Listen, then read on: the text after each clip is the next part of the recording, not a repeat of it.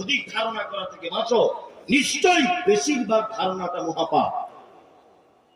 আর ধারণাই গীবত। আমাদের নবী মুহাম্মদ সাল্লাল্লাহু আলাইহি ওয়াসাল্লাম মিরাজের রাত্রিতে যেতে যেতে একদল লোককে দেখতে পেলেন, যে সেই দলের মানুষদের হাতের নখগুলো তামা দিয়ে তৈরি করা, খুব বড় বড় হাতের নখ, আর তারা নিজেদের বুকের গোস্ত গুলো টেনে টেনে ছিঁড়ে ফেলছে। আল্লাহ রাসূল জিবরিলকে বলছেন, জিবরিল এরা কারা?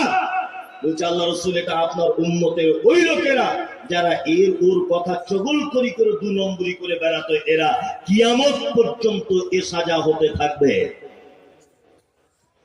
সারা পৃথিবীতে হাদিস এবং কোরআন গবেষণা করে আমি মুমতাজুল ইসলাম ক্ষুদ্র জ্ঞান উপলব্ধি করে যা পেয়েছি, আমাদের দেশের মাটিতে 70টা বড় কাবিরা পাপ পাওয়া যায়।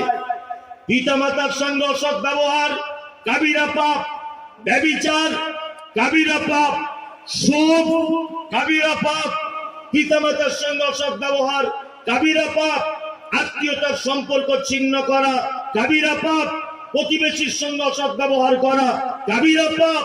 এই সমস্ত কাবিরা পাপ 70টা আছে, তার ভিতরে এইটাও আছে, গীবত হচ্ছে কাবিরা পাপ। পৃথিবীতে একটা মাত্র পাপ আছে, যে পাপ ক্ষমা পাওয়ার কোন রাস্তা মুহাম্মদ সাল্লাল্লাহু আলাইহি ওয়াসাল্লাম বর্ণনা করেননি। কোন ক্ষমা পাওয়ার রাস্তা নেই। আপনি ব্যভিচার করেছেন তো ক্ষমা হয়ে যাবে, অসুবিধা নেই, তওবা করুন। সুদ খেয়েছেন, তওবা করুন, ক্ষমা হয়ে যাবে, কোনো অসুবিধা নাই। কিন্তু পৃথিবীতে একটা পাপ আছে, যে পাপের বাচ্চা হয়, তার নাম গীবত। যে পাপের বাচ্চা হয়, চায়ের দোকানে বসে আপনি আমার নামে বদনাম করেছেন, 20টা লোক বসেছিল সেখানে, 20টা লোক বদনাম করে বাড়ি চলে এসেছেন। মুমতাজুল ইসলামের বক্তব্য শুনে আল্লাহর ভয় ঢুকেছে মনে। আপনি ডাইরেক্ট এসে আমাকে বলছেন, ভাই আপনার নামে বদনাম করেছিলাম, দয়া করে আপনি আমাকে ক্ষমা করে দেন। আমি তখন বললাম ঠিক আছে, ক্ষমা করেই দিলাম। আচ্ছা বলুন তো, আমার নামে যে লোকটা বদনাম করেছে তাকে আমি যদি ক্ষমা করে দিই, ক্ষমা হবে কি হবে না? হবে? হবে না, পদ্ধতি নেই। জি, কারণ এই কারণে হবে না, ও যে 20টা লোকের সামনে আমার বদনাম করেছে, তারা 20 জন আরো 20 জনকে পাপ ছড়িয়ে দিয়েছে। মুমতাজুল ইসলাম চুরি করেছে। কি বললাম বুঝলেন? ক্ষমা পাওয়ার কোন রাস্তা নেই। আল্লাহ নবী সাল্লাল্লাহু আলাইহি ওয়াসাল্লাম শুধু ক্ষমা পাওয়ার গীবত থেকে এতটুকু শব্দ ব্যবহার করেছেন। এক, তুমি তোমার ভাইয়ের যে মজলিসে তুমি গীবত, পরনিন্দা, পরচর্চা করেছো, ওই মজলিসে তুমি তোমার ভাইয়ের সুনাম করো। দুই, তুমি তোমার ভাইয়ের জন্য ক্ষমা প্রার্থনা করো। দুটি মাত্র অপশন। যার নামে গীবত করে ফেলেছেন, ওই যে জায়গায় বসে গীবত করেছেন, ওই জায়গাতে তার বেশি করে নাম করুন। না, আসাদুল খুব ভালো ছেলে, আসাদুল খুব ভালো ভদ্র ছেলে, নম্র ছেলে, ওর মতো ছেলে হয় না। মৌলানা আহমদ সাহেব খুব ভালো লোক, মাদানী সাহেব খুব পরেশগার লোক। যদি বদনাম করেই থাকেন, তাহলে ওই মজলিসে আবার সুনাম করুন। দুই, ক্ষমা প্রার্থনা করেন যে আল্লাহ আমার ভাইকে তুমি ক্ষমা করে দাও। তাহলে গীবতের পাপ থেকে বাঁচা যাওয়ার সম্ভাবনা আছে। তারপর আল্লাযী জামা মালাহু আদ্দাদা, আল্লাহ তাআলা বলছেন যারা মাল জমা করে গুনে গুনে রাখে, আজকে এত টাকা, কালকে অত টাকা, পরশু অত টাকা, গুনে গুনে রাখে। ইয়াহসাবু আন্না মালাহু আখলাদা, এবং তারা ভাবে আমার মাল চিরস্থায়ী থেকে যাবে, আমার মাল আমাকে বাঁচাবে। পৃথিবীতে মাল কাউকে বাঁচাতে পারে? পারে? পারে না। আমাদের দেশের মাটিতে প্রেম কম থাকার কারণে অনেক মেয়েকে দেখতে পাওয়া যায় আত্মহত্যার পথ বেছে নেয়। স্বামী স্ত্রী মিল মহব্বত না হবার কারণে অনেক মেয়েরা বিষ পান করে গলায় দড়ি নিয়ে ঝুলে পড়ে। অনেক মেয়েরা স্বামীর ভালোবাসা না পাওয়ার কারণে বাপের বাড়িতে বসে থাকে, ভাই ভাবিদের গালাগালি শোনে। এইরকম ইতিহাস যেমন আমরা শুনতে পাই পেপার পত্র পত্রিকায়, অপরদিকে এটাও দেখতে পাই যে আমাদের দেশের মাটিতে তার স্ত্রীকে ভালোবেসে কোটি কোটি টাকা দিয়ে তাজমহল বানিয়েছিলেন। তার নাম হচ্ছে শাহজাহান। নাম জানেন? বইয়ের জন্য তাজমহল করেছিলেন কোটি কোটি টাকা খরচা করে। আজও তাজমহল পড়ে আছে, বেগমও নাই, শাহজাহানও নাই। আছে? নাই। কমরেড জ্যোতিবাবু বামফ্রন্টের সব থেকে দাপুটে নেতা ছিল, কমরেড জ্যোতিবাবু বেঁচে নেই। জি, বেঁচে নেই। প্রিয়রঞ্জন দাস মুন্সি রাজনৈতিক বক্তব্য জাদুকর ছিলেন তিনি, বয়স্ক মানুষেরা জানেন, বেঁচে নেই। এই সেই মুর্শিদাবাদ, একটাও রাজা বাদশাহ বেঁচে নেই। আল্লাহ তাআলা বলছেন, মাল যদি কেউ জমা করে আর গুনে গুনে যদি রাখে, আর এটা যদি ভাবে যে আমার মাল আমাকে বাঁচাবে, কখনোই বাঁচাতে পারে কি না। বাঁচাতে পারে? অনেক মানুষ আছে না, সারা জীবন মাল কামাই করে যাচ্ছে, কামাই করে যাচ্ছে, কোনটা হারাম কোনটা হালাল, কোনটা বৈধ কোনটা অবৈধ, কোন রকমের জাত বিচার কিছু আছে? হ্যাঁ, ওর কাছে কিছু বলতে যান তা কি বলবে? নামাজ পড়ে পড়বে, এখন বেটাদের ভবিষ্যৎ করছি। ওই যে বেটাদের ভবিষ্যৎ করছি। এই চাচা এখানে আসুন, আপনি কোন আসুন, আসুন, আপনাকে কিছু বলবো না, আসুন না, আপনি ডাকছেন না, আসুন না, ভয় কেন, আসুন এদিকে। হ্যাঁ, পৃথিবী কার নাম আপনাকে দেখাচ্ছি। আপনার বয়স কত? 65। আপনার আব্বা বেঁচে আছে? কত বছর মারা গেছে? 30 বছর মারা গেছে আমার আব্বা। 65 বছর ব্যক্তির মানে বয়স। আচ্ছা বলুন তো, 30 বছরে আপনার বাপের কবরের সাইডে কোনোদিন গিয়ে দোয়া করেছেন যে আল্লাহ আমার আব্বাকে ক্ষমা করে দাও? সত্যি কথা বলুন, আল্লাহর কসম আপনাকে অপমানের জন্য আমি ডাকি না। আপনি আমার বাপের বয়সে আপনাকে অপমানের জন্য ডাকিনি। আপনাকে দিয়ে আমি জাতিকে একটা শিক্ষা, একটা বার্তা দিতে চাইছি। তাহলে আপনার আব্বা মারা গেছে 30 বছর, 30 বছর আপনি একবারও টাইম পাননি যে আপনার আব্বার কবরের সাইডে গিয়ে যে আল্লাহ আমার আব্বাকে একটু ক্ষমা করে দাও, এটা বলার সময় হয়নি। যান গিয়ে বসুন। এর নাম পৃথিবী।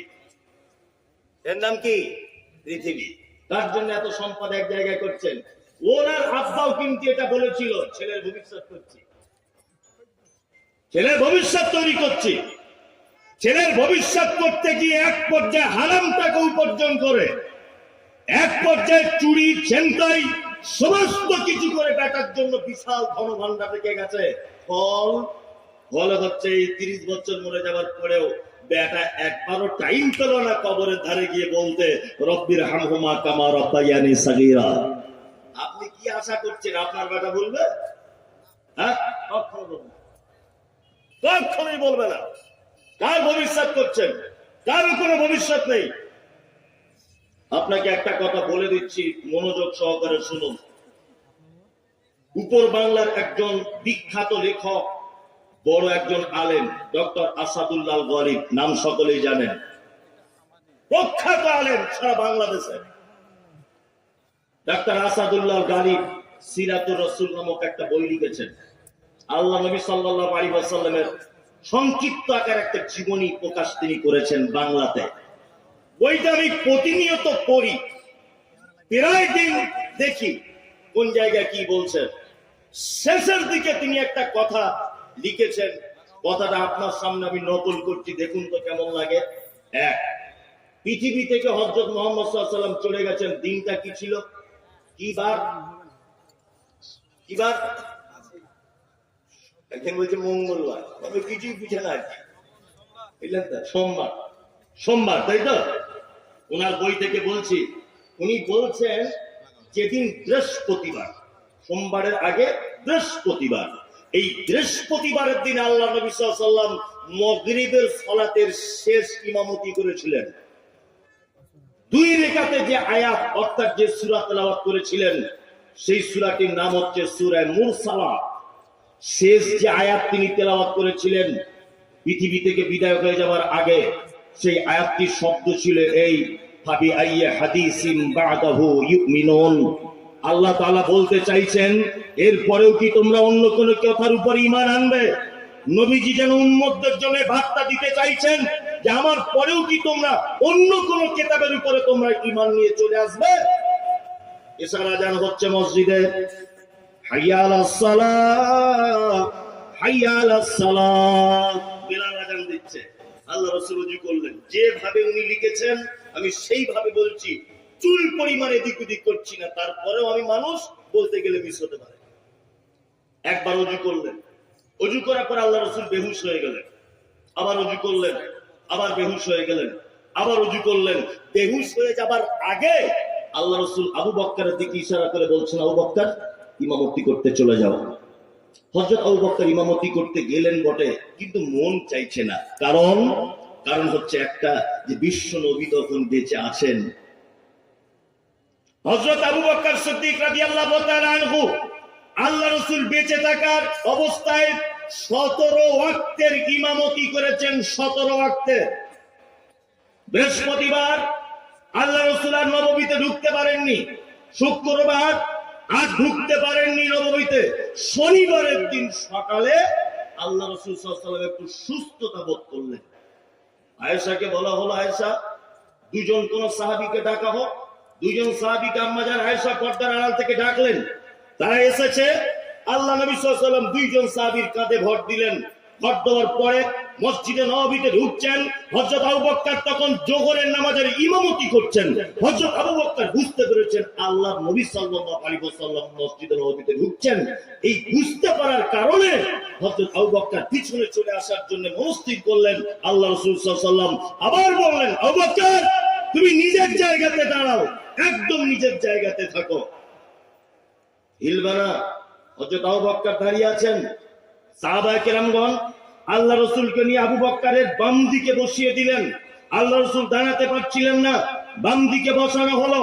আল্লাহ রাসূল হলেন এখন ইমাম, আর মুকাব্বির হলেন হযরত আবু বকর। ইসলামের প্রথম মুকাব্বির হচ্ছেন হযরত আবু বকর সিদ্দিক রাদিয়াল্লাহু তাআলা আনহু। নামাজ শেষ করলেন আল্লাহ নবী সাল্লাল্লাহু আলাইহি ওয়াসাল্লাম। নামাজ শেষ করার পরে আয়েশার হুজরাতে ঢুকলেন। আয়েশার হুজরাতে ঢুকে প্রথমেই একটা কথা আল্লাহ রাসূল বলছেন, আয়েশা আমাদের বাড়িতে কোনো সম্পদ আছে, মাল আছে কিছু? তখন আম্মাজান আয়েশা বলছেন, আল্লাহ রাসূল আমাদের বাড়িতে 5টা থেকে 9টা, যেভাবে গালিব সাহেব লিখেছেন ওইভাবে বলছি, বলছে 5টা থেকে 9টা স্বর্ণের কয়েন অর্থাৎ দিনার আছে। 5 থেকে 9টা। দিনার মানে স্বর্ণের পয়সা, আর দিরহাম মানে চাঁদির পয়সা, সকলেই জানেন। তখন আল্লাহ নবী সাল্লাল্লাহু আলাইহি ওয়াসাল্লাম একটু বিরক্তি বোধ করে আয়েশাকে বলছেন, আয়েশা তুমি এখনো কেন এই 9টা দিনার বাড়িতে রেখে দিয়েছো? তুমি দান করে দিলে না? তখন আম্মাজান আয়েশা বলছেন, আল্লাহ রাসূল আপনি অসুস্থ ছিলেন, ব্যস্ততার কারণে কাউকে দান করতে পারিনি। তখন আল্লাহ নবী সাল্লাল্লাহু আলাইহি ওয়াসাল্লাম বলছেন, আয়েশা শোনো, কোন নবীর পক্ষে এটা উচিত নয়, কোন নবীর পক্ষে এটা শোভনীয় নয় যে এত নিকৃষ্ট সম্পদ নিয়ে আল্লাহর সঙ্গে সাক্ষাৎ করবে। তার মানে আল্লাহ রাসূল সাল্লাল্লাহু আলাইহি ওয়াসাল্লাম আয়েশাকে এটা বোঝাতে চাইলেন, আয়েশা তুমি যদি দান করে দিতে 9টা পয়সা, তুমি যদি 9টা দিরহাম আল্লাহর রাস্তায় খরচা যদি করে দিতে, তাহলে আমি নবী এর বিনিময়ে আখিরাতে পেয়ে যেতাম আল্লাহর কাছে। কিন্তু আয়েশা তুমি যে বাড়িতে গচ্ছিত রেখে দিয়েছো, আমি মনে করছি এটা হচ্ছে সবথেকে নিকৃষ্ট সম্পদ। তার মানে আপনি এখন হাফসাতে যে টাকাটা দান করে দিলেন এটা উত্তম সম্পদ। বাবুপুর মাদ্রাসাতে আমি আবার আসছি, মাদানী সাহেব আমাকে দাওয়াত করেছেন, আসবো। ওখানে আপনি যে টাকাটা খরচা করেন এটা হচ্ছে আপনার উত্তম সম্পদ, যেটা রেখে আপনি পৃথিবী থেকে চলে গেলেন বেটা বেটির জন্য, এটা হচ্ছে সব থেকে খারাপ সম্পদ। কারণ আপনি চলে গেলে মারামারি শুরু হয়ে যাবে। আপনার কবরের সাইটে 30 বছরে কোনোদিন রব্বি রহমহুমা কামা রব্বায়ানি সাগীরা বলার কেউ থাকবে না। আল্লাহ তাআলা বলেন, আল্লাযী জামা মালান ওয়া আদ্দাদা, দুর্ভোগ তাদের জন্য যারা তাদের সম্পদ জমা করে গুনে গুনে রাখে। ইয়াসাবু আন্না মালাহু আখলাদা, আর যারা এটা ভাবে আমার মান আমাকে বাঁচাবে, কাল্লা আল্লাহ বলছে কখনোই নয়, লায়ুম বাজান্না ফিল হুতামা, অচিরেই তাকে হুতামা নামক জাহান্নাম দেখানো হবে। ওমা আদরাকা মাল হুতামা, নবী আপনি জানেন হুতামা কাকে বলে? কোন জিনিস হুতামা এটা আপনি জানেন? আল্লাহ তাআলা তারপরে আবার বলছেন নারুল্লাহিল মুকাদা, এই জাহান্নামটা এমন জাহান্নাম, নারুল্লাহিল মুকাদা, এটা আমার প্রজ্বলিত নিজস্ব তৈরি করা আগুন।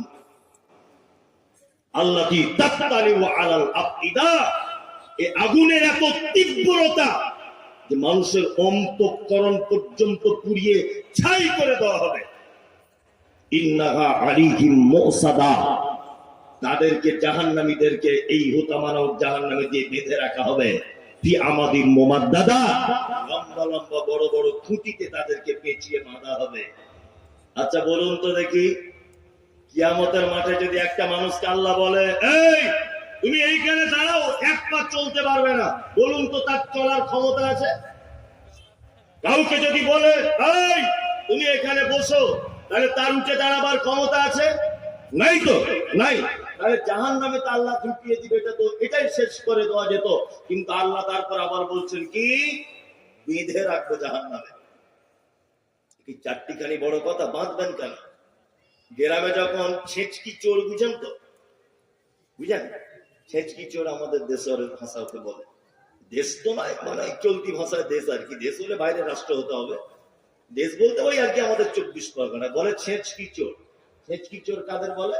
ওই যারা লোকের বাড়ি ছাগল চুরি করে, কারো হাঁড়ি চুরি করেছে, কারো কলা চুরি করেছে, মূল্য চুরি করেছে, এগুলোকে ছেচকি চোর বলে, ছুচকি বলে।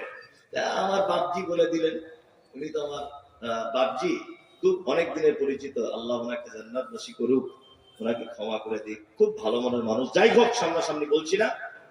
তার চোর ধরা পড়েছে গ্রামে, এই গ্রামে।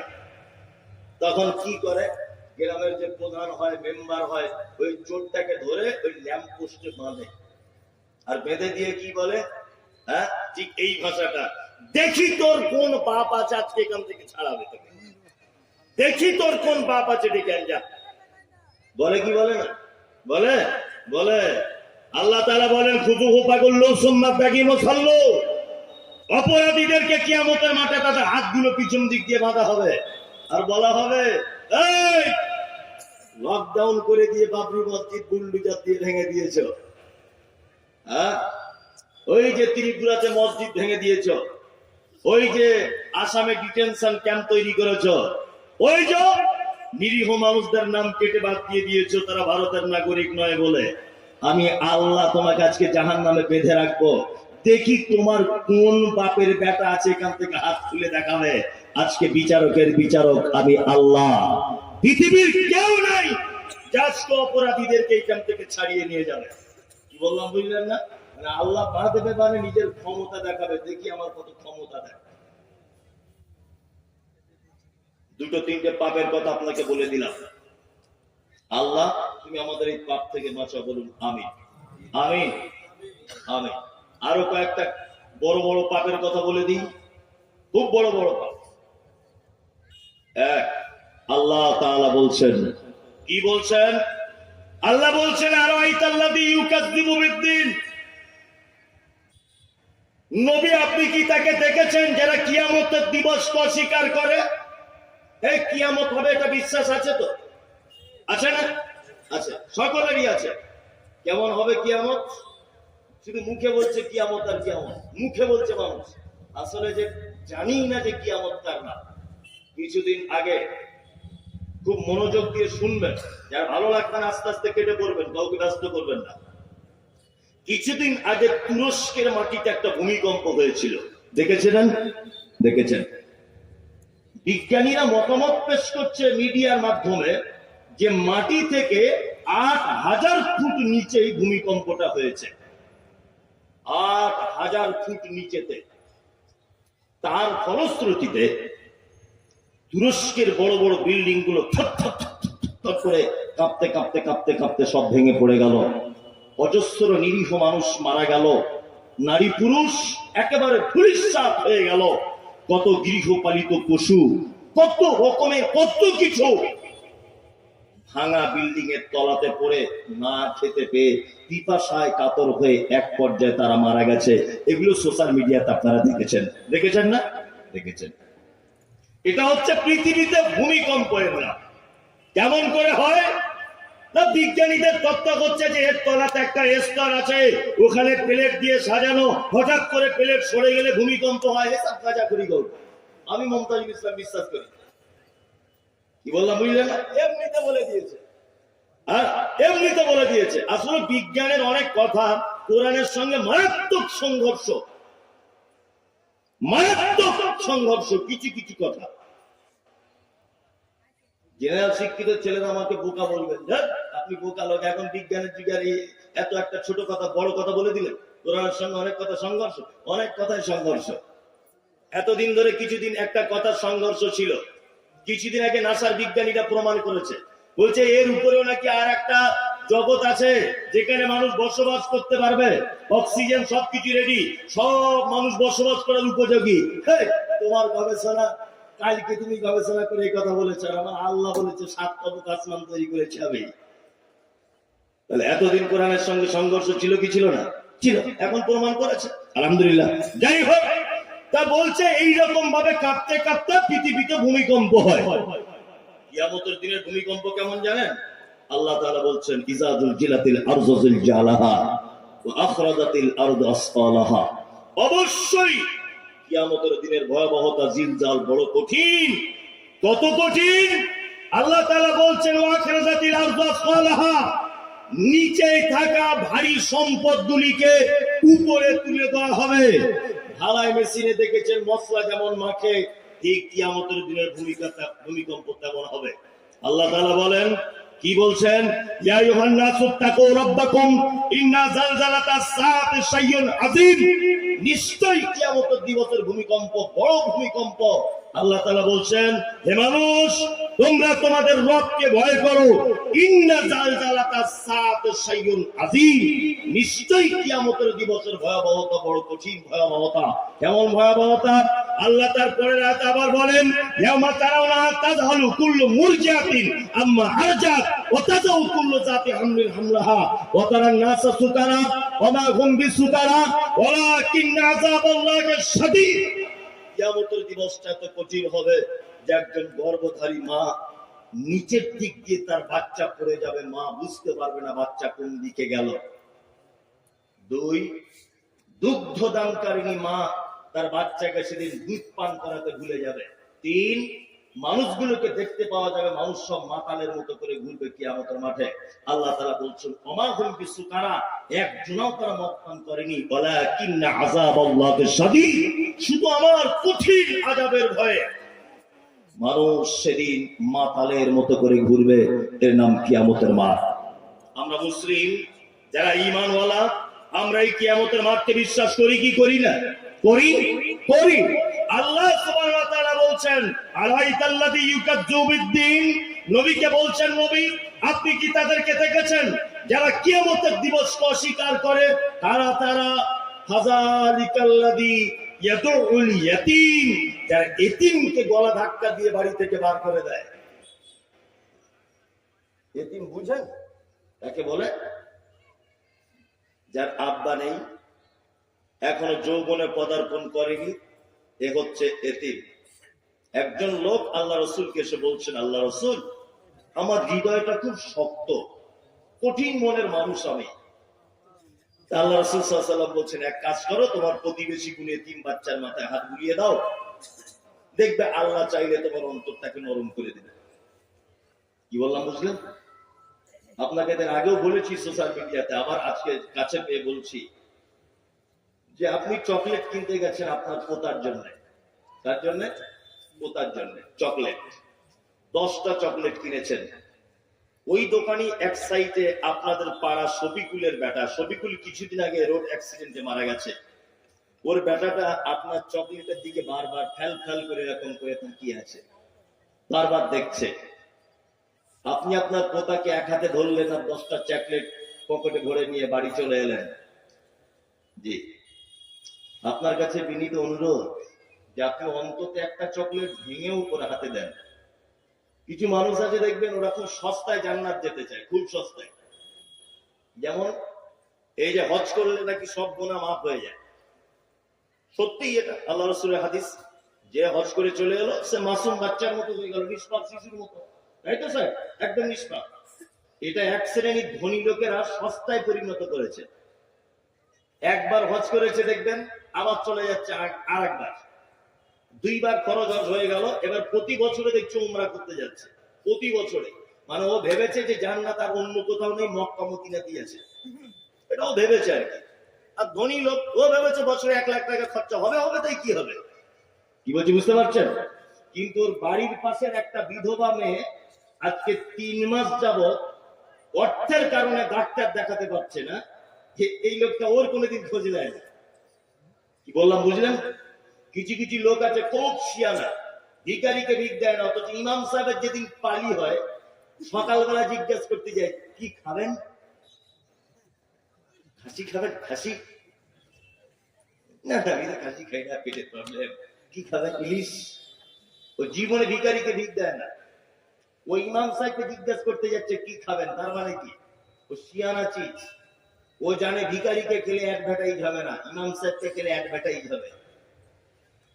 সারা গ্রামে কোনোদিন যদি ভুল করে একবার বলে দেয় ইমাম সাহেব জুম্মার খুতবায় যে ওই আশরাফুল ভাইয়ের বাড়িতে খাসির মাংস খাওয়া হলো, তাহলে হয়ে গেল অ্যাডভার্টাইজ। কি বললাম বুঝলেন না? অ্যাডভার্টাইজ। এরকম লোক আপনাদের এলাকায় নেই, আমাদের ওদিকে আছে, এদিকেও আছে, এটাই বলবো না। যাই হোক, অ্যাডভার্টাইজ শুধু প্রত্যেকবারে ও ভেবেছে মনে হয় প্লেনে করে গিলে মনে হয় ওখানে জান্নাত বসে আছে। খেপা, জান্নাত তোমার বাড়ির পাশেও আছে। একটা এতিম বাচ্চা ছেলেকে সহযোগিতা করো, দুস্থকে সহযোগিতা করো। এই মাদ্রাসা বাবুপুর মাদ্রাসা আমি অনেকবার এসেছি, কত এতিম বাচ্চারা পড়ে। কেন গিয়ে আপনার বাড়িতে মাঠে ফসল হয়েছে, মাদ্রাসায় গিয়ে দিয়ে আসুন। মাদানিকে জিজ্ঞাসা করুন যে কটা এতিম আছে, হ্যাঁ, প্রত্যেকের জন্য একটা পাঞ্জাবি কাপড়, একটা লুঙ্গি বা 100 করে টাকা 2-6 মাস পরে পরে একবার করে গিয়ে দিয়ে আসুন না। কোথায় আপনি জান্নাত খুঁজতে চাইছেন? এখানে বাড়ির পাশে বাবুপুরে জান্নাত, হাফসাতে জান্নাত, এইখানে জান্নাত ঘোরাঘুরি করছে। ওই এই জান্নাত খুঁজে পায় না। ও যাচ্ছে এখান থেকে দুবাই ভাড়া হয়ে মক্কাতে, বারবার দেখছি ওমরা করছে বছরে বছরে। সস্তায় জান্নাত পেতে চাইছে, অথচ এই সস্তার জান্নাত গুলো পছন্দ হলো না। কথা বাস্তব বলছি না অবাস্তব? এই তিনদের সঙ্গে কখনো খারাপ ব্যবহার করবেন না, যত পারবেন তাদের পাশে থাকবেন। 2, আল্লাহ তাআলা তারপরে বলছেন ওয়ালা ইয়াহুজ্জু আলা তুআমিল মিসকিন, যারা মিসকিনদেরকে খাদ্য দানে উৎসাহিত করে না। ফকির আর মিসকিন দুটো শব্দ বাজারে চলে। ফকির ওই লোক যার কিছু আছে তারপরেও তার সমস্যা মেটে না, অপরের মুখাপেক্ষী হতে হয়, এ হচ্ছে ফকির। মিসকিন হচ্ছে সেই যার কিচ্ছু নেই, নিঃস্ব, অভাবী, এই লোক হচ্ছে মিসকিন। কখনোই আপনার কাছে বিনীত অনুরোধ যে মিসকিনদেরকে আপনার দরজা থেকে ঠেলে দিবেন না, খাদ্য দানে উৎসাহিত করবেন। দরজাতে লা ইলাহা ইল্লাল্লাহ। আমি চুয়াপুকুর থেকে এসেছি, মা দুটো ভিক্ষা দাও। একদিন এসেছে, পুরুষ মানুষ আর কি, বুঝলেন তো? লোকটা দরজাটা খুলেছে, ভিখারিকে দেখে বলছে এই কি করতে এসেছ? ভিক করতে এসেছি। ভিক করতে এসেছি তো তোমার হাতে বড় ফোন কেন? হ্যাঁ, বড় ফোন নিয়ে ভিক করতে এসেছ? খুঁজে পায় না, বড় অ্যান্ড্রয়েড সেট নিয়ে ভিক করতে এসেছে। আর একটা মহিলা এসেছে, এতে বলছে খালা, ও খালা বাড়িতে আছো? কে? না, আমি এই বাবুপুর থেকে এসেছি, মেয়ের বিয়ের জন্য কিছু যদি দিতেন খুব ভালো হতো। দরজাটা খুলেছে, বাড়ির মহিলাটা খুলে বলছে হং দেখো, আমার স্বামী ঠিকাদারি করে, এত দামি শাড়ি পরে না, তুমি তো মিনি শাড়ি পরে ভিক করতে এসেছো, তোমার লজ্জা শরম নাই? থেকে আর একজন এসেছে, একদম ল্যাংড়া মানুষ। সে যখন ভিক্ষা চাইছে তখন বলছে নামাজ পড়িস? এই রোজা করিস? রোজা করি না। ভাই কিছু দাও তো দেবে, না তো বেশি কিছু আমাকে বলবো না, আমি খাওয়াবো। ভালো করে বুঝবেন। নামাজ পড়িস গ্রামের আর 5টা লোককে বলতে গেছেন? আপনার বাপকে বলেছেন কোনোদিন? আপনার বেটাকে বলেছেন? ওকে কেন বলতে গেলেন? ওকে বলতে গেলেন এই কারণে যাতে আপনার ভিক্ষাটা দিতে না হয়, এটা একটা অভিনয়। কি বললাম বুঝলেন না? যাতে দিতে না হয়, অথচ নিজের একটা বেটাও নামাজ পড়ে না। কি বলছি বুঝতে পারছেন? জি। তাহলে 3 জনকে 3টে অভিনয় করে আপনি বাড়ি পাঠিয়ে দিলেন। বলুন তো, সারা পৃথিবীর সব থেকে এই মুহূর্তে খারাপ মানুষ আপনার চোখে কে হতে পারে? কে আপনার চোখে এই মুহূর্তে খারাপ মানুষ কে হতে পারে? তসলিমা নাসরিন একটু পরেশগার মেয়ে নাকি? খারাপ মেয়ে একটা ধরে নেন, তাই তো? হ্যাঁ। আপনি ধরে নিতে পারেন এই দেশের মাটিতে অনেক মানুষ আছে যারা হযরত মুহাম্মদের ব্যাপারে কটু কথা বলে, যারা মাদ্রাসা মসজিদের ব্যাপারে কুমন্তব্য করে। এরা ভালো লোক না খারাপ লোক? খারাপ লোক, তাই না? শুয়োর কুকুর, ভালো প্রাণী না খারাপ? খারাপ। আল্লাহ সুবহানাহু ওয়া তাআলা এদেরকে রুজি দেয়। ফিলিস্তিনের মাটিতে আপনারা দেখতে পাচ্ছেন যে ইসরায়েলিরা মসজিদে আকসার উপরে তারা বোম মারছে, মসজিদে আকসা ভেঙে ফেলবে, দখল করবে, চক্রান্ত চলছে। ফিলিস্তিনের অহরহ প্রতিনিয়ত একটা রুটিন অনুযায়ী শিশুদেরকে, নারীদেরকে, কন্যা পুরুষ সবাইকে লাগাতার হত্যা লীলা চলছে। বলুন তো, যারাই হত্যা করছে এরা ভালো লোক না খারাপ লোক? ভালো লোক না খারাপ লোক? খারাপ লোক, তাই না? আরে ইসরায়েলের ইহুদিদেরকে রুজি দেয় কে? কে? আল্লাহ। আল্লাহ যদি ইসরায়েলের ইহুদিদেরকে যদি রুজি দেয়, তাদেরকে যদি রুজি থেকে বঞ্চিত না যদি করে, তাহলে তুমি ওকে 1 টাকা ভিক্ষা দিবে, নামাজ পড়ে কিনা, কোন শাড়ি পরে আছে, হাতে কত দামের মোবাইল, এটা তোমার জিজ্ঞেস করার দরকার কি? হ্যাঁ, এটা তোমার জিজ্ঞেস করার দরকার কি? দিবে তো তুমি তাকে 1 টাকার একটা কয়েন। আর সব থেকে বড় কথা শুনে রেখে দেন, সব থেকে দামি কথা আপনি শুনুন, যে আপনার কাছে কোন ভিখারি চাইতে আসছে, মানে আপনি তখন ভাববেন যে আমি আল্লাহর তৈরি করা একটা মখলুক, আমি আল্লাহর একটা সৃষ্টি। তা আমি কত বড় ভাগ্যবান, আল্লাহর আরেকটা সৃষ্টি সে আমার কাছে তার খাদ্য চাইছে বা আমার কাছে তার অভাবের জন্য হাত পেতেছে। তাহলে আপনি উত্তম নয় কি? উত্তম নয় কি? উত্তম। অভাবী, দুস্থ, অনাথ, এতিম, অসহায়, মিসকিনদের পাশে দাঁড়াবো ইনশাআল্লাহ। ইনশাআল্লাহ। আমাদের তো আবার দাঁড়ানো নয়, দাঁড়ানোরও অনেক ঢং। এই যে শীতকাল আসছে, এলাকার কিছু ফচকে নেতা আছে, বুঝলেন? ফচকে নেতা 4টে ছেঁড়া কম্বল নিয়ে পাড়ার গরিব মানুষদেরকে বিতরণ করছে, আর 4 জন দেখছে এইরকম করে ক্যামেরা ধরে আছে। 4 জন সকালবেলাতে ফেসবুকে পোস্ট করেছে, আমাদের এলাকার জনদরদি নেতা 4টে ছেঁড়া কম্বল দিয়েছে। কাকে দিয়েছে? না, ওরই ফুফুতো ভাইকে দিয়েছে। আচ্ছা বলুন দেখি, ওর ফুফুতো ভাইকে যে 4টে ছেঁড়া কম্বল দিল, আর ও যে ফেসবুকে পোস্ট করলো, তা ওর ফুফুতো ভাইয়ের তো মেয়ে জামাই থাকতে পারে? পারে কি পারে না? তারও তো আত্মীয় স্বজন থাকতে পারে। তার মেয়ে যখন সোশ্যাল মিডিয়াতে দেখবে যে আমার আব্বাসকে গরিব বলে রাস্তায় দাঁড়িয়ে কম্বল নিতে হচ্ছে আমার আব্বার, শ্বশুর বাড়িতে মেয়েটা আর বড় হয়ে কোনোদিন মুখ তাকিয়ে কথা বলতে পারবে? পারবে? পারবে না। লকডাউনে তাকে 1 লিটার সরিষার তেল দিয়েছে, 4 বার দেখছি ফটো তুলে ছাড়ছে ফেসবুকে। কি দানির বেটা দানি! ফেরেশতারা কাঁচা কুঞ্চি রেডি করে রেখে তোমার পাছার চামড়া তুলে দিবে উল্টো পাল্টা যদি করো, বুঝলেন তো? রিয়া হয়ে যাবে। কি রিয়া?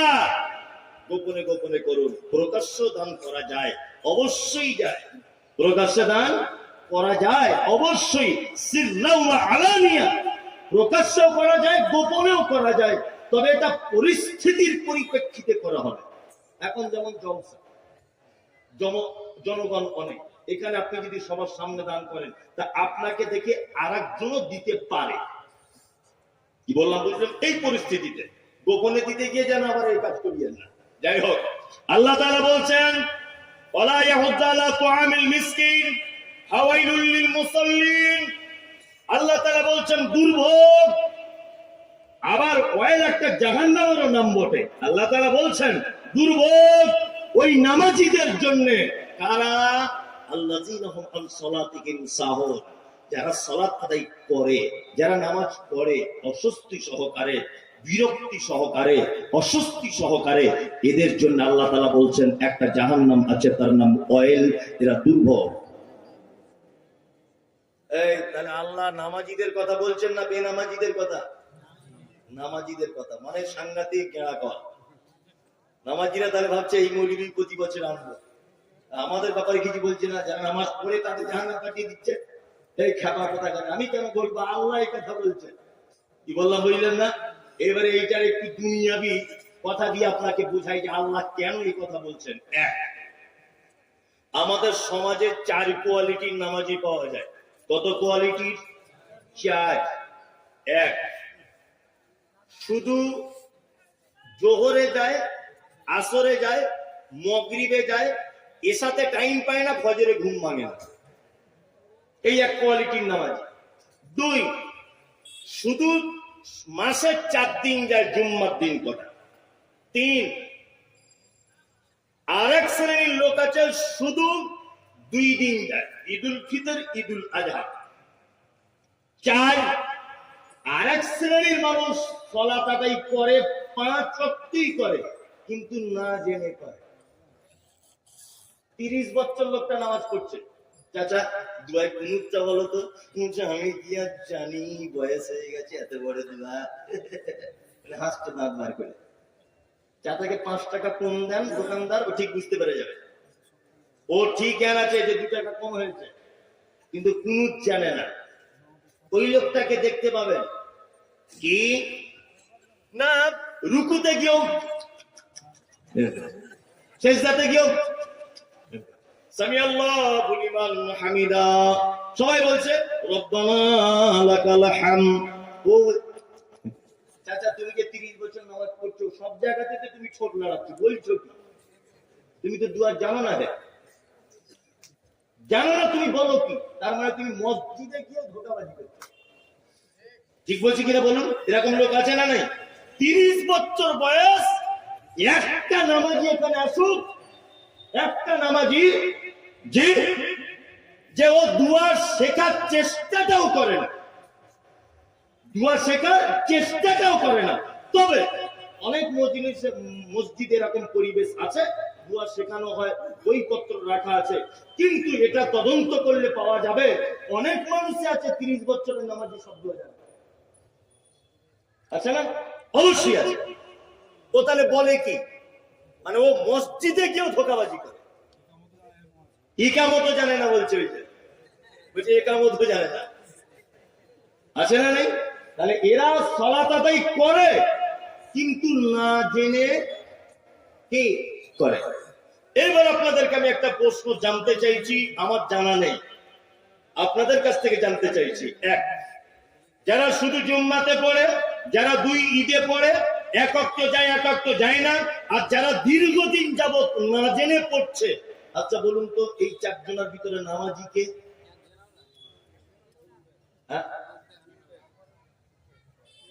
আমি তো জানা নেই বলে আপনাকে জানতে চাইছি, কে নামাজি কেউ আছে? আসলে ঘটনা কি জানেন তো, আপনার ছেলে মাধ্যমিক পরীক্ষা দিবে, ভালো করে বুঝুন। আমার তো হাদিস কোরআনে বেশি বুদ্ধি নাই, আমি বড় বড় আলেমদের বক্তব্য শুনি, তারপর পড়াশোনা করে এইগুলো বলি আর কি, আমার যোগ্যতা খুব কম। তা আপনার ছেলে মাধ্যমিক পরীক্ষা দেবে, 4টে সাবজেক্টে তার পরীক্ষা হবে, ধরে নেন ও 3টেতে পেয়েছে 100-100, 3টেতে কি 100-100, আর একটাতে পেয়েছে 0-0-0। বলুন তো রেজাল্ট আউট যেদিন হবে, পাস না ফেল? 3টেতে তো 100-100, একটাতে 0, এই কারণে টোটাল যখন আনা হচ্ছে ফেল, তাই না? জোহরে 100-100, আসরে 100-100, মাগরিবে 100-100, এশাতে 100-100, ফজরে ঘুম ভাঙেনি তাই 0, তাই না? তার মানে বোঝা গেল তবে না, তাই না? আবার অনেক মানুষের এইটাও দাবি আছে, মৌলভী সাহেব নামাজ না পড়তে পারি, ঈমান চাঙ্গা, বুঝে না? বলছে বেশি ফটর ফটর করো না, নামাজ না পড়তে পারি, আমার ঈমানের কোনো দুর্বলতা নেই, জীবনে হারাম খাই না, জীবনে কোনোদিন অপরাধমূলক কাজ করি না, এইরকম লোক আছে না নাই? মানে ওর চরিত্র কেমন? পাছা আগলা মাথায় টুপি, পাছা আগলা মাথায় টুপি, এ হচ্ছে এই লোকের মতো। কিছু লোক আছে, আপনাকে একটা কথা বলে দিচ্ছি, শুনে রেখে দেন। লোক মারা গেছে একটা লোক, তাই ইমাম সাহেব জানাজার সামনে দাঁড়িয়ে বলছে আসসালামু আলাইকুম, মনোযোগ দিয়ে শুনবেন, কেউ চিল্লামিল্লি করবেন না। আমাদের গ্রামের ফটিক ভাই মারা গেছে, খুব ভালো লোক ছিল, ভুল ত্রুটি করে থাকলে আল্লাহর রাস্তায় ক্ষমা করে দেবেন, ঋণ টিন করে থাকলে ওর বড় বেটাদেরকে বলবেন, পরিশোধ করে দেবে ইনশাআল্লাহ। আর সকলেই মাইয়াতের জন্য একটু দোয়া করে দিবেন, যাতে আল্লাহ ওনাকে জান্নাতবাসী করুক। এই গ্রামে হয় না, আশেপাশে অনেক বেদাতি গ্রামে হয়। আর কি বলে, মেয়েদের তরফ থেকে 12টা খতম দোয়া হয়েছে, আর ছেলেদের তরফ থেকে 22টা খতম, টোটাল 40টা খতম ওই মৃত্যু মানুষের নামে, ফটিক ভাইয়ের নামে বক্সে দেওয়া হলো। আল্লাহ যেন এর বিনিময়কে জান্নাত দিয়ে দেয়। আচ্ছা বলুন তো, ইমাম সাহেব আর 1000 জানাজার মুসল্লি সবাই মিলে যদি দোয়া করে যে আল্লাহ ওকে জান্নাত দাও, ওকে জান্নাত দাও, লোক তো জীবনে কোনোদিন নামাজ পড়েনি, সম্ভব না? আছে আছে সম্ভব না? খুব কম। ঘটনা ঠিক এরকম, আমার বেটা আমাকে বলছে আব্বা মিলিটারির চাকরি করবো। আমাকে বলছে, বোঝানোর জন্য বলছে, আমার ছেলে 12 বছর বয়স, সত্যি নয়। বলছে আব্বা মিলিটারির চাকরি করবো। আমি চিন্তা কর, ও ছুটে মাঠে রান করেছে একদম ফার্স্ট, লিখিত পরীক্ষায় একেবারে ফার্স্ট, মৌখিক পরীক্ষায় একেবারে ফার্স্ট। আমার ছেলে আমাকে বলছে আব্বা 2 লাখ টাকা একটা অফিসার চাইছে, তাছাড়া হবে না। আমি বললাম কোনো ব্যাপার না, আমার জলসা করা টাকা, গাঁদা টাকা যত পারবি 2 লাখ দিয়ে দিলাম। বলছে আব্বার একটা পরীক্ষা বাকি আছে। বলছে কি? বলছে একটু ফিতেটা নিয়ে হাইটটা দেখবে আমি কতটা সাইজ। সবকিছুতে আমার ছেলে 1 নাম্বার, 2 লাখ টাকাও দিয়ে দিয়েছি, কোনো অসুবিধা হয়নি। মাপতে গিয়ে দেখছে আমার ছেলের সাইজ 3.5 ফুট। বলুন তো মিলিটারিতে চাকরি হবে? কিয়ামত পর্যন্ত হবে আমার বেটার চাকরি? না, ও হেডমাস্টার হতে পারবে, ও আপনার কি বলে সহকারী শিক্ষক হতে পারবে, ও বিডিও হতে পারবে, ও অন্যান্য ডিপার্টমেন্টের সরকারি চাকরিতে ও জয়েন করতে পারবে। আমার বেটা কিন্তু কোনোদিন মিলিটারি হতে পারবে না। পারবে? এই চাকরির মূল শর্তটা কি? বডি একদম সিংহের মতো হতে হবে, হাইটটা একদম জুত করে হতে হবে, তাই না? সিনাটা খুব চওড়া হতে হবে, তাই তো? এইগুলো হচ্ছে মেন। তারপরে মাধ্যমিক, উচ্চ মাধ্যমিক এই লেভেল থাকলেও তোমার চাকরি হয়ে যাবে, কোনো সমস্যা নেই। মৌলভী সাহেব, জাকাত মিস নাই, দান মিস নাই, জীবনে কারোর সঙ্গে অশান্তি ঝগড়া নাই, সবার সঙ্গে সম্পর্ক ভালো, শুধু নামাজ নাই, আমি কি জান্নাত যেতে পারবো? এই সবটাতেই ফার্স্ট ক্লাস, হাইটের শর্ট। এই চাকরির জন্য যেমন শর্ত হাইটটা, ঠিক আল্লাহর জান্নাতে যাবার একজন মুসলিমের মূল শর্ত হচ্ছে সালাত। যার সালাত নেই তার জান্নাত নেই।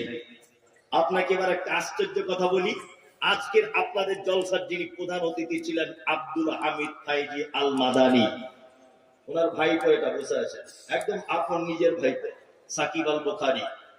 আবার আমার বন্ধু ঠিক বলবো না, আমার থেকে অনেক জুনিয়র, তবে একই মাদ্রাসায় একই সময় একই রুমে থেকেছি, খেয়েছি সব একসঙ্গে, আমার থেকে বয়স কম। যাই হোক, তার আব্দুল হামিদ ফাইজি আল মাদানী অনেক বই লিখেছেন, প্রায় 200টা ছোঁয়া ভাব বাংলায় বই লিখেছেন। তার ভিতরে একটা বই লিখেছেন জানাজা দর্পণ। জানাজা দর্পণ, দয়া করে বলছি 67 নম্বর পৃষ্ঠাটা একবার খুলে দেখবেন। উনি বলেছেন বেনামাজিদের জানাজা পড়া কেউ যদি চায় পড়তে পারে, তবে যেন দুয়া না করে। আমি আমার কথা বলছি, আজকের জলসার প্রধান অতিথির বই থেকে বলছি। এটা বই আমার গাড়িতে আছে, বিক্রি করার জন্য আনিনি, আমি নিজে পড়ি ওনার সব বই। গাড়িতে আমার মোটামুটি 20,000 টাকার বই রাখা আছে, অটোমেটিক পড়ি আর যখন টাইম পাই। এটা ওনার বই থেকে নকল করে বলছি। উনি এ কথা অন্য আরেকজনের উদ্ধৃতি দিয়ে একই পৃষ্ঠারে তিনি বলেছেন, কোন মুসলিম যদি বেনামাজি অবস্থায় মারা যায়, তাহলে মুসলমানদের কবরস্থানে তাকে দাফন না করাই উত্তম। আশ্চর্য ব্যাপার, আজকের জলসার প্রধান অতিথির ফতোয়া এটা। কি বলছি বুঝতে পারছেন কথা কিছু? তার মানে বেনামাজিদের চান্স আছে কোথাও? আছে? নাই, কোথাও নেই। আল্লাহ জান্নাত এলেন। আল্লাহ তাআলা বলছেন মা সালাকাকুম ফি সাকার ক্বালু লাম নাকু মিনাল মুসাল্লিন। সাকার নামক একজন জাহান্নামীকে জিজ্ঞাসা করা হবে, তুমি কেন জাহান্নামে? ও তখন বলবে ক্বালু লাম নাকু মিনাল মুসাল্লিন, আমি শুধুমাত্র সালাত আদায় করিনি, নামাজ পড়িনি, মুসাল্লি ছিলাম না, এই কারণে আজকে আমার এই পরিণতি। তবে একটা কথা বলে রাখছি, সালাত আদায় করেননি এই অবস্থায় মারা গেছেন, কাবিরা পাপ। কোন না কোন একদিন কলেমা পড়ার কারণে আপনি জান্নাত যাবেন, কোন না কোন একদিন জাহান্নাম থেকে রেহাই পাবেন। এক শ্রেণীর মানুষ আছে, তারা কোশ্চিনকালও জাহান্নাম থেকে রেহাই পাবে না। তারা বলুন তো, যারা শিরক অবস্থায় মারা গেছে, শিরক করতে করতে মারা গেছে, তওবা চাইনি, আল্লাহর কাছে সারেন্ডার হয়নি, এ কিন্তু কোশ্চিনকালও জাহান্নাম থেকে মুক্তি পাবে না। হাওয়াইলুল লিল মুসাল্লিন, দুর্ভোগ ওই মুসল্লিদের জন্য, আল্লাযীনা হুম আন সালাতিহিম সাহুন, যারা সালাত আদায় করে অস্বস্তি সহকারে, আল্লাযীনা হুম ইউরাউন, যারা সালাত আদায় করে লোক দেখানোর জন্য। অনেক মুসল্লি আছে না, নামাজ পড়ে এনার্জি লস। আর আমাদের পাড়ার মেয়েদের তো কথা বলাই যাবে না, এমন করে সেজদায় যাচ্ছে হামাগুড়ি দিয়ে, মনে হচ্ছে 12 বছরের প্যারালাইসিসের রোগী। দেখবেন আপনার নানি দাদিরা যখন নামাজ পড়ে, নামাজ পড়ার কি অবস্থা। আল্লাহু আকবার।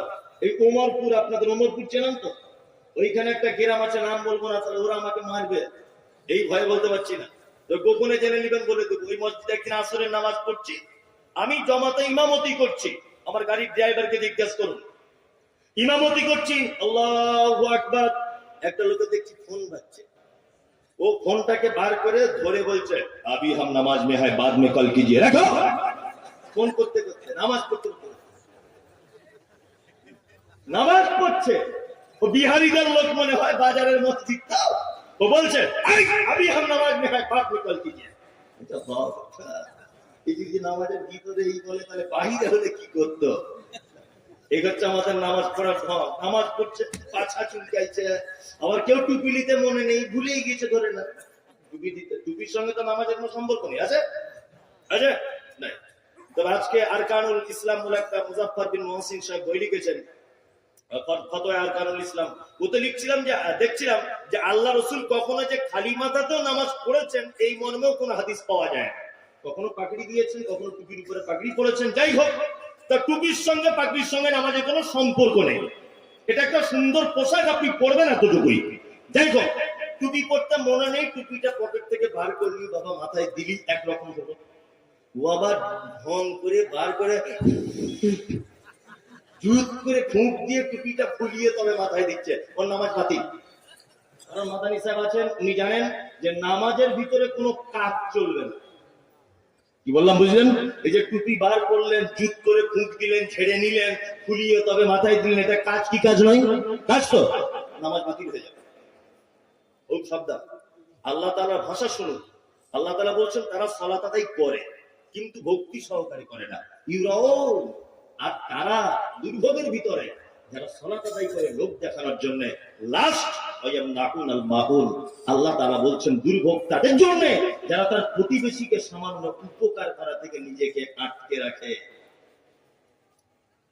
প্রতিবেশীকে উপকার করা থেকে কি করে? নিজেকে আটকে রাখে।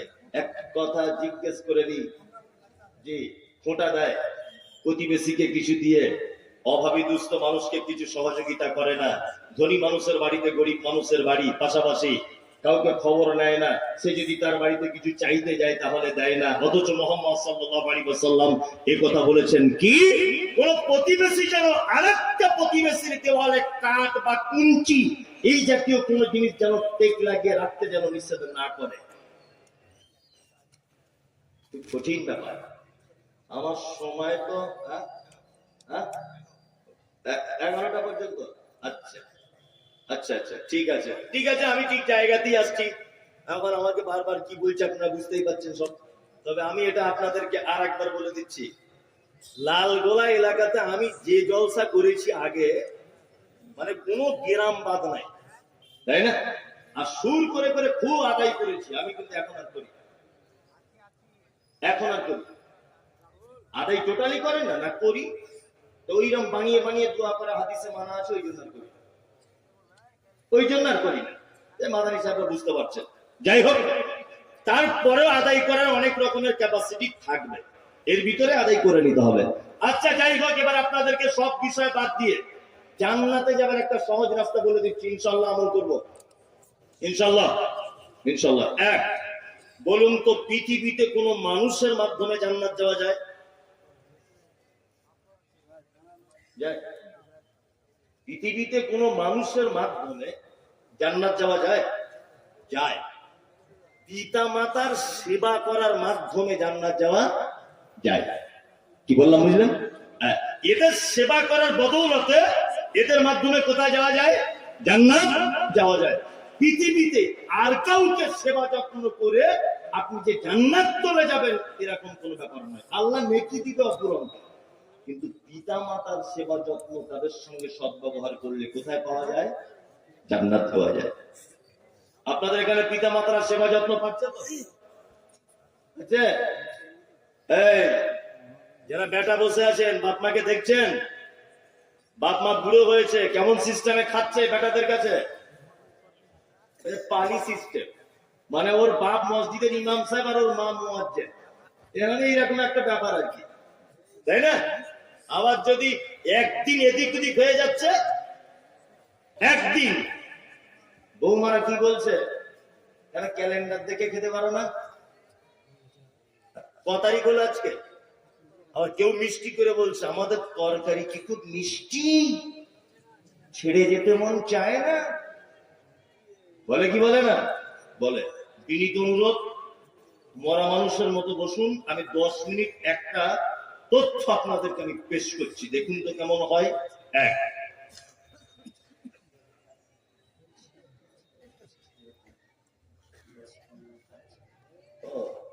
আমাকে বলছেন 11টায়, মাদার হিসাব বলছেন 11। আচ্ছা ঠিক আছে, ভাই তার মাঝামাঝি আমি আসছি, আমি ঠিক জায়গাতেই এসেছি, অসুবিধা নেই, আপনি চুপচাপ মেরে থাকুন, ঠিক জায়গাতেই আসছি আস্তে আস্তে। হ্যাঁ আমি চলে আসছি, এখনই চলে আসছি, টেনশন নেই, আপনার থামুন, আমি ঠিক জায়গাতে আসছি, অত ঘাবড়াচ্ছেন কেন? এরপরে তো আরেকদিন বক্তা আছে। যাই হোক, আপনার একটা লোকের 4 বেটা। কটা বেটা? 4। 4 বেটা দিল্লিতে কাজ করতে গেছে, খাটতে গেছে। ঈদের 1 সপ্তাহ আগে বাড়ি আসবে, ঈদের 1 সপ্তাহ আগে বাড়ি আসার আগে ওর স্ত্রীকে ফোন করে বলছে, হ্যালো সাবিনা। হ্যাঁ, বলছে আমি তো বাড়ি যাবো 1 সপ্তাহ পরে ঈদে, তা তোমার জন্য কিছু নিয়ে যেতে হবে। বলছে আমার জন্য একটা শাড়ি, ছেলের জন্য জিন্স প্যান্ট, মেয়ের জন্য একটা চুড়িদার, আর আমার বোনের জন্য 2টো চুড়িদার আনা, মানে শাড়ির জন্য। লোকটা সব কেনাকাটা রেডি, ওর স্ত্রী আবার দ্বিতীয়বার ফোন করে বলছে, কি রঙের নিয়েছো শাড়িটা? লাল টকটকে থেকে নিয়েছো তো? বলছে হ্যাঁ। তো বলছে তুমি দোকান থেকে বার হচ্ছে না কেন, এত দেরি হচ্ছে কেন? তখন ওর স্বামীটা বলছে, তোমাদের সবার কেনাকাটা রেডি, শুধু আব্বার জন্য একটা লুঙ্গি আর মায়ের জন্য একটা শাড়ি পছন্দ করছি, ঈদের দিনে পরবে তাই। ওর স্ত্রী তখন বলছে এদিক থেকে ফোনে, কেন প্রত্যেক বছরে তুমি কেন তোমার আব্বা মাকে শাড়ি লুঙ্গি জামা কাপড় দিতে যাবে? তোমার 8-3টে ভাই চোখে দেখতে পায় না? ভাই চলে এসো। ওর বইয়ের কথা শুনে বাড়ি চলে এসেছে। ওর বাপের বয়স 90 বছর। বিনীত অনুরোধ, হাত অনুরোধ করে আপনাকে বলছি যে আপনি এই কথাটা শুনে তবে যাবেন, তার আগে না। মায়ের বয়স 85 বছর। 4 বেটা বাড়ি চলে এসেছে প্লেনে করে। ঈদের দিনে মসজিদের মাইকে তাকবীর হচ্ছে, আল্লাহু আকবার, আল্লাহু আকবার, লা ইলাহা ইল্লাল্লাহ, আল্লাহু আকবার, আল্লাহু আকবার, ওয়ালিল্লাহিল হামদ। তাকবীর হচ্ছে, সবাই ঈদগাহে যাচ্ছে নামাজ পড়তে। আপনার 4 ভাইয়ের 2 তলা বাড়ি বলে 4 ভাই সিদ্ধান্ত নিয়েছে, মা বুড়ো হয়ে গেছে তো সিঁড়ি দিয়ে উঠতে পারবে না, ওই জন্য ছোট ভাইয়ের সিঁড়ির তলাতে একটা মশারি টাঙিয়ে মাকে রেখে দিয়েছে। তোমার মা খুব ক্লান্ত কণ্ঠে, কাঁপা কাঁপা কণ্ঠে তোমার আব্বাকে বলছে, আব্দুল্লাহ আব্বা তুমি নামাজ পড়তে যাবে না ঈদগাহে? বলছে যাবো তো, গোসল করবো, কল টানতে পারছি না, কোথায় জামা কাপড় আছে খুঁজে পাচ্ছি না। পেচ্ছাবে জড়িত কাপড় তোমার মা মশারির ভিতর থেকে বার হয়ে বাক্স থেকে একটা গত বছরের তোমার বড় বোনের দেওয়া পাঞ্জাবি ছিল, ওটা বার করে তোমার আব্বার হাতে দিয়ে বলেছে, যাও ঈদগাহে নামাজ পড়ে এসো। তোমার আব্বা ঈদগাহে গেল, 90 বছর হাতে লাঠি নিয়ে কাঁপতে কাঁপতে। তোমার আব্বা ঈদগাহে নামাজ পড়ার শেষে সবাই বাড়ি চলে এসেছে, তোমার আব্বা আস্তে আস্তে আস্তে আস্তে করে এসে তোমাদের মেন গেটের দরজার সামনে বসেছে। দুপুর 2টা তখন বাজে। 4টে বৌমা একজনেও কেউ খোঁজ নিল না, 4টে বেটা 12টা পোতা পুতিন কেউ খোঁজ নিল না। দুপুর 2টো পর্যন্ত 2টো গোস্ত আর 2টো পরোটা তোমার আব্বার হাতে কেউ দিল না। তোমার মা ঈদের দিনে পেচ্ছাপ পায়খানা করে মশারির ভিতরে কাপড় জড়িয়ে শুয়ে আছে। 4টে বৌমা থাকার পরে কেউ তাকে গোসল করালো না। কেন এ অত্যাচার? তোমার মায়ের যে পৃথিবীতে সব থেকে বড় অপরাধ আছে, তোমার মা এই গ্রামে একজন পর্দানাসীন মহিলা, তোমার মায়ের অপরাধ গুলো বলি। তোমার মা এই গ্রামের সব থেকে পর্দাশীল মহিলা, জীবনে কোনোদিন কোনো পর পুরুষের মুখ দেখায়নি, কোন পর পুরুষের সামনে দাঁড়িয়ে মুখ তুলে কথা বলেনি। কিন্তু তোমার এই মা তোমার মতো অপদার্থ ছেলেকে জন্ম দিতে গিয়ে লালগোলার হাসপাতালে পর পুরুষ ডাক্তারের সামনে উলঙ্গ হয়ে বেডের উপরে শুয়ে গিয়েছিল তোমাকে জন্ম দেওয়ার কারণে। যে মা কাউকে মুখ দেখায়নি, তোমার মতো বেটা জন্ম দিতে গিয়ে তার লজ্জাস্থান পর্যন্ত পর পুরুষকে দেখিয়ে দিয়েছে, এটা তোমার মায়ের জীবনের 1 নম্বরের বড় অপরাধ। তোমার মায়ের আজকে 2 নম্বরের অপরাধ, তোমার মায়ের মাথার চুল হাঁটু পর্যন্ত দুলত কালো, কুচকুচ কুচকুচ করতো তোমার মায়ের মাথার চুল। তোমার মতো বেটাকে জন্ম দিতে গিয়ে হসপিটালের বেডে তোমার মায়ের কালো চুলগুলো লাল রক্তে জমাট বেঁধে গিয়েছিল, এটা তোমার মায়ের জীবনের 2য় বড় অপরাধ। তোমার মায়ের 3 নম্বরের অপরাধ, তোমার মা জীবনে কোনোদিন ইনজেকশন দিত না, ভয় করত। ডাক্তার খেলাতে গেলে ইনজেকশন দিতে পারতো না। তুমি যখন পেটে ছিলে ডাক্তার বাবু বলেছে বাচ্চা সোজাসুজি থাকার কথা, বাচ্চা টেরা হয়ে লেগে গেছে, এখনই সিজার করতে হবে। তখন তোমার মা সেদিন কাঁদো কাঁদো কণ্ঠে ডাক্তারের 2 হাত ধরে বলেছিল, ডাক্তার বাবু যদি আপনার কাছে ধারালো কোন অস্ত্র যদি থাকে, আপনি আমার পেট কেটে আমার ছেলেকে পৃথিবীর আলো দেখান, আমি তার মুখ দেখলে আমার সব বেদনা দূর হয়ে যাবে। তোমার মা সেই দিনের পেট কাটার ব্যথার অনুভব আজও 85 বছর বয়সে মশারির ভিতরে শুয়ে শুয়ে করে। তোমার মায়ের অপরাধের কথা বলি। চিকিৎসা বিজ্ঞানীরা বলেছে প্রত্যেকদিন একটা মা তার বাচ্চাকে 8 বার করে দুধ পান করায়, একবারে 250 গ্রাম দুধ পান করাতে হয়। 30 মাস দুধ পান করে 50 টাকা যদি দুধের লিটার হয়, 90,000 টাকা। তুমি তোমার মায়ের দুধ পান করেছো 90,000 টাকা। তোমার বাপের অবদান কথা তুমি ভুলে গেছো?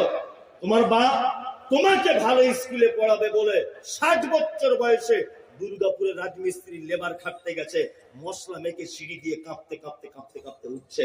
তোমাকে ভালো মিশনের ছাত্র হিসেবে দেখতে চায়, এটা তোমার আব্বা। কোরআন কি বলছে?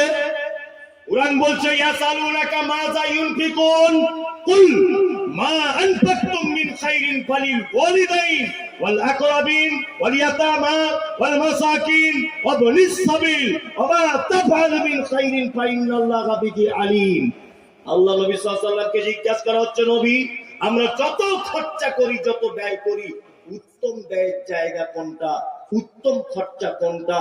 তখন আল্লাহ কোরআন দিয়ে নবীকে বলছেন, নবী আপনি বলুন, মা আনফাকতুম মিন খাইরিন ফালিল ওয়ালিদাইন, তোমরা যে খরচাগুলি করো তোমার পিতামাতার জন্য, এটা হচ্ছে সবথেকে পৃথিবীর উত্তম খরচা। কি বললাম বুঝলেন? বাপ মায়ের জন্য কিছু খরচা করে, এটা হচ্ছে পৃথিবীর উত্তম খরচা। কে বলছেন? এটা আল্লাহ কোরআন মাজিদে বলছেন। বিনীত অনুরোধ, আপনারা জানেন এই মুহূর্তে সারা পশ্চিম বাংলার একটা আলোড়ন সৃষ্টি করা প্রতিষ্ঠান আপনাদের এই যে দেখতে পাচ্ছেন। কিছুদিন আগে সোশ্যাল মিডিয়াতে একটা জিনিস দেখতে পাচ্ছিলেন, খুব 7 মাসে একজন মেয়ে কোরআনের হাফেজা হয়েছে। 5 মাসে কোরআনের হাফেজা। এটা চারটিখানি ব্যাপার নয়। কি বললাম বুঝলেন তো? জি। তবে আমরা শুধু ফল দেখি, ফলটা দেখি শুধু, আমরা তার স্বাদ গ্রহণ করব আর খুব মিষ্টি প্রশংসা করব তা না। গাছ যে পরিচর্যাও করতে হয়েছে এটার দিকেও একটু লক্ষ্য রাখা উচিত। কি বললাম বুঝলেন না? এই ফলটাকে যদি পরিচর্যা ভালো করে না করা হতো তাহলে পাখিতে খেয়ে চলে যেত না, চলে যেত। শুধু 5 মাসের হাফেজাকে আপনারা বারবার দেখছেন, কিন্তু এই মাদ্রাসার পিছনে যাদের অক্লান্ত পরিশ্রম রয়েছে, তার ভিতরে আমার পরিচিত বন্ধুবর মানুষ আমার বড় ভাই ইসমাইল মাদানী হাফেজাউল্লাহ, ওনার অক্লান্ত পরিশ্রম, পরামর্শ রয়েছে, আপনাদেরও সহযোগিতা রয়েছে। অত্র প্রতিষ্ঠানে আপনাদের কাছে বিনীত অনুরোধ, আগামী দিনে যেন এলাকার উল্লেখযোগ্য প্রতিষ্ঠান হিসেবে এটা আল্লাহ কবুল করেন। বলুন আমিন, আমিন, আমিন। যে কাজ কেউ করতে পারে না সে কাজ যদি আপনি করতে পারেন, তাহলে আপনার জীবনে এর থেকে বড় সফলতা আর কোনো সফলতা নেই। আল্লাহ তার বিদ্যা বুদ্ধি দিয়েছে বলে 5 মাসের কোরআনের হাফেজা হয়েছে, সে এটা একটা আলাদা সাবজেক্ট। কিন্তু সেই পরিবেশে তাকে 5 মাসের ভিতরে কমপ্লিট করে দেওয়া, এটাও কিন্তু একটা মারাত্মক ব্যাপার, ব্যাপার নয়, মারাত্মক ব্যাপার। বিনীত অনুরোধ, আপনারা উল্লেখযোগ্য প্রতিষ্ঠানে আল্লাহর রাস্তায় কিছু সহযোগিতা করুন। দানটা করবেন আপনি আপনার আব্বা মায়ের জন্য দেন, যার 90,000 টাকা দুধ পান করেছেন আপনার মায়ের জন্য দেন, আপনার আব্বার জন্য দেন। এলাকায় একটা প্রথা চালু আছে যে আব্বা মা বেঁচে থাকলে তাদের জন্য দান করতে নেই, মরে গেলে করতে হয়। এটা একেবারেই ভ্রান্ত কথা। বেঁচে থাকা তাদের নামেই দেখ, বরঞ্চ আরো বেশি ভালো, আপনার আব্বা দেখতে পাবে যে আমার বেটা ইনকাম করতে শিখেছে, আমার জন্য আজকে দান করেছে। চলুন একজন ভাই অন্তত বলুন যে আমি এই অস্ত্র প্রতিষ্ঠানের জন্য এত টাকা আল্লাহর রাস্তায় দান করে দিলাম। বলুন একজন, হাত তুলুন। আমার মনে আছে আমি বলিনি, এর আগেও এখানে অনেক প্রোগ্রামে আমি এসেছি, মানুষ লাখ লাখ টাকা দিয়েছে। ও ইলিমপুর থেকে জালালউদ্দিন, ওর বেটা মারা গেছে, 10,000 টাকা দিয়েছে। আল্লাহুম্মা সাল্লি আলাইহি আল্লাহুম্মা বারিক আলাইহি, আল্লাহ তুমি তার মালে বরকত দান করো, আমিন। এ ভাই যারা আছেন আপনারা একটু হাত তুলুন, কেউ আছেন 10-20,000 একটু হাত তুলুন, বলুন। আসাদুল আসছে, কত আসাদুল তোমার? এর মা মারা গেছে কিছুদিন আগে, ওর মা কয়েকটা ছেলেকে আলেম বানিয়েছে। আল্লাহ ওর মাকে তুমি জান্নাতবাসী করো, আমিন। ভুল ত্রুটি থাকলে ক্ষমা করে দাও। আর আসাদুল ভাই 1,000 টাকা দিয়েছেন নগদ। জি, আর কেউ আছেন ভাই? একটু মেহরবানি করুন, দয়া করুন। প্রতিষ্ঠান শুনলাম যে অনেক টাকা ঋণে আছে প্রতিষ্ঠানে, শুনলাম এটা। আচ্ছা আচ্ছা, আমার বাপজি 1,000 টাকা মুকিমনগরে ওনার বাড়ি, উনি এসেছেন, উনি 1,000 টাকা দিলেন। ভাই একটু আপনারা প্লিজ একটু সহযোগিতা করুন, তাছাড়া এত বড় প্রতিষ্ঠান চালানো সম্ভব নয়। একটু হাত তুলুন।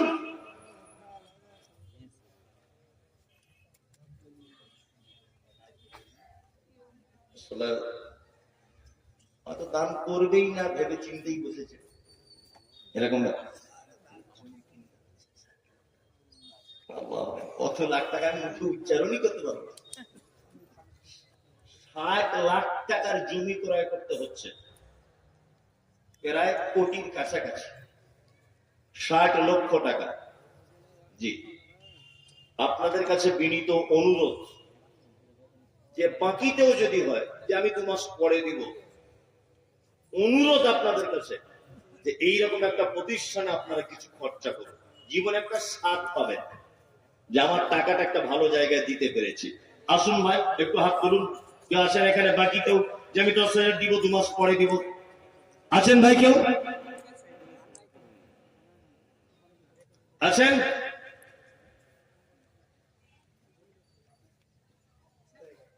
কি ব্যাপার, এরকম এই জমিতে এরকম নয়, জমিতে ফসল ভালো হয়। জি,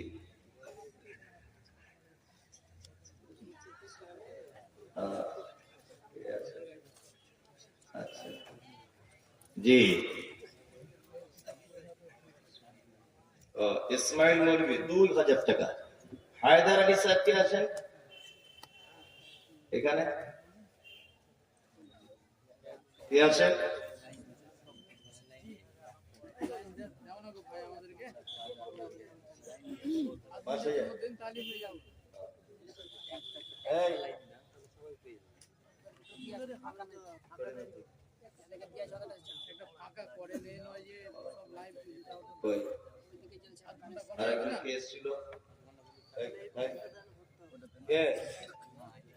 নাম কি বাবু?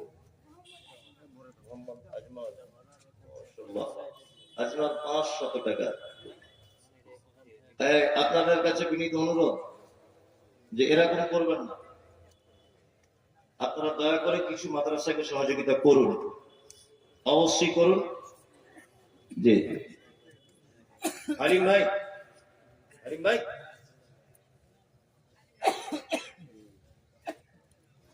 দেন ভাই, সকলে আসুন।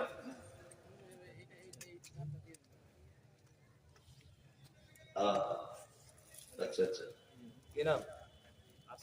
আতাউর রহমান 1,000 টাকা।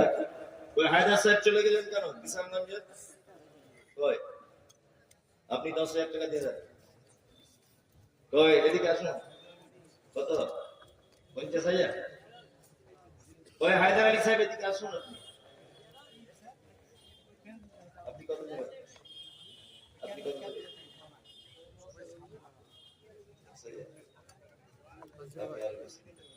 এই না কোনো মুশকিল নেই। 5,000 দিয়ে দেন। সবাই আশা করছে আপনার না 5,000 টাকা দেবেন। আচ্ছা আর 5,000 টাকা নিয়ে দেবেন হায়দার সাহেব। জি শুকরিয়া। জাযাকুমুল্লাহু খাইরান ওয়া জাযা।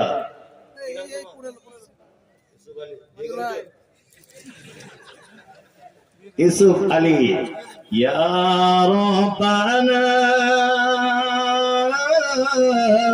ইয়া রাব্বানা মরুর দোলাল মোদের গিলাল আর আসবে না মক্কায় নবীর জন্ম হলো আব্দুল্লাহ তার পিতা ছিল মক্কায় নবীর জন্ম হলো আব্দুল্লাহ তার পিতা ছিল গর্ভে রেখে মারা গেল পিতা এলো না মরুর দোলাল মোদের গিলাল আরে আসবে না। আর কেউ দিবেন ভাই? পরবর্তী বক্তা চলে এসেছে। আজকের আপনাদের প্রধান বক্তা যিনি উনি চলে এসেছেন। চাদর যাচ্ছে আপনাদের কাছে, চাদর অন্তত দেন 10-20 টাকা, যেটা দোকানে চলে না ওইটি দেন। কিন্তু দোকানদার তো দেখতে পাবে নিবে না, আর এখানে কেউ দেখতে পাবে না। আরেকজন দিয়েছেন বেনামিতে, চাদর কারা দিবে? আসুন একটু দিয়ে দেন তাড়াতাড়ি। জি সবাই না দিলে একটু এত বড় প্রতিষ্ঠান করবে। ভগবান গোলা থেকে একজন এসেছেন 2,000 টাকা। আমার বিদায়ের বাসি বেজে গেছে। জি আর কত দিবেন? দেন একটু দেন, আল্লাহ আস্তে দেন। আল্লাহুম্মা সাল্লি আলাইহি আল্লাহুম্মা বারিক আলাইহি। আল্লাহ যারা দিচ্ছে তুমি তাদের মালে বারাকা দান করো, আমিন। বাবু টাকাটা দিয়ে দাও তো।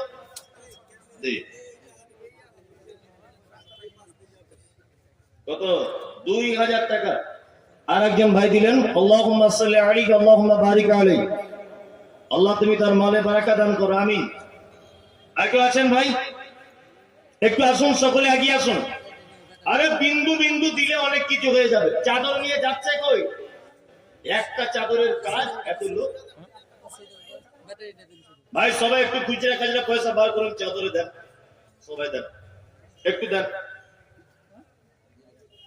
দেন, আপনি দেন, সবাই দেন ভাই। আরে চলেই তো যাবেন, অন্তত কিছু পয়সা দিয়েই যান আল্লাহর রাস্তায়, সবাই দেন। তুমি আসমানে থাকো প্রভু, আমি জমিনে। তুমি আসমানে থাকো প্রভু, আমি জমিনে। তবু তোমারি প্রেম জমে হৃদয় গহীনে।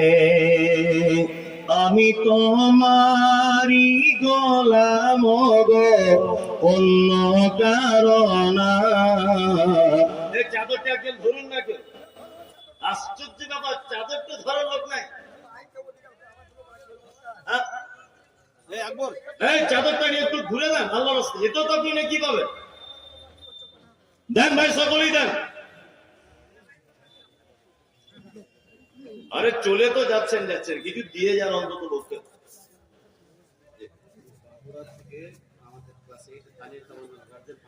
বাহুরা থেকে তানিয়া তামান্না, ওর আব্বা দিচ্ছে 5,000 টাকা, ওর মা দিচ্ছে 5,000।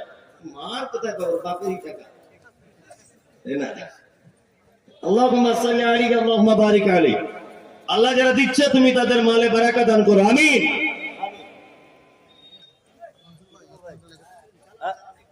আচ্ছা আচ্ছা, এই আপনারা চলে যাচ্ছেন কেন ভাই? বসুন, সবাই বসে যান। হ্যাঁ দেন, যে যা পারবেন দিয়ে দেন।